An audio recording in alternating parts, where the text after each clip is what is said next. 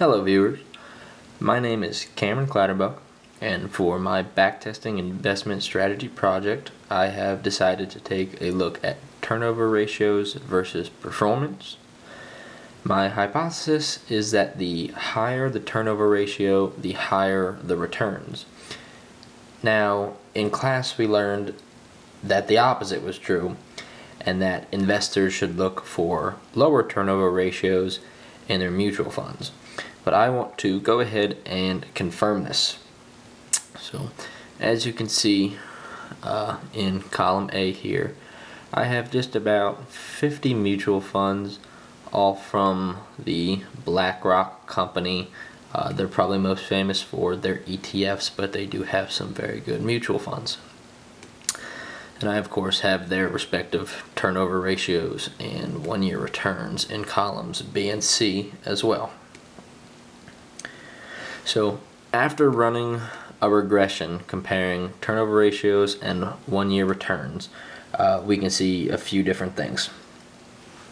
Firstly, we have a low R-squared, so we can tell that our equation does not fit the line very well.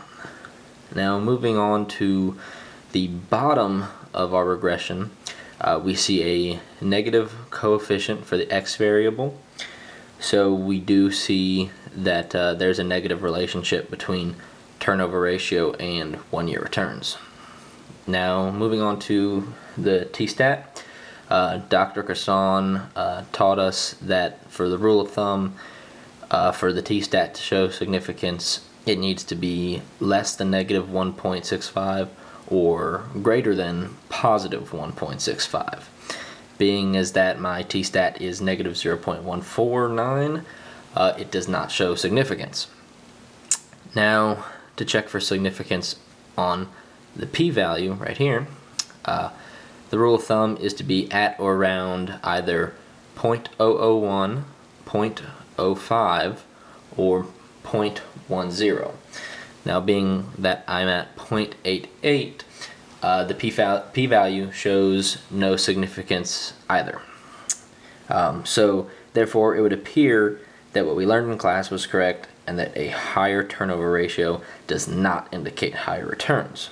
So in an attempt to further my understanding of how turnover ratios affect mutual funds, I have run a second regression comparing turnover ratios to expense ratios. For those of you that were wondering why I also had expense ratios, that's the reasoning for that. So, in this second regression, a couple things we see here.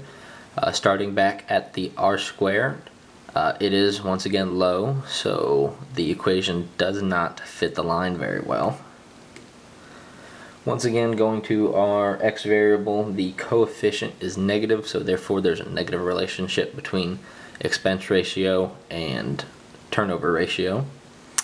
And then once more to the T-stat, it is not within the negative, and it is within the negative and positive 1.65, and not an outlier of that. So once again, no significance for the T-stat, and same thing for the p-value, not at or around the 0.001, 0.05, or 0.1. So therefore there is no significance here either, and no relationship exists there as well. So that concludes my research on backtesting and investment strategy. Thank you for watching.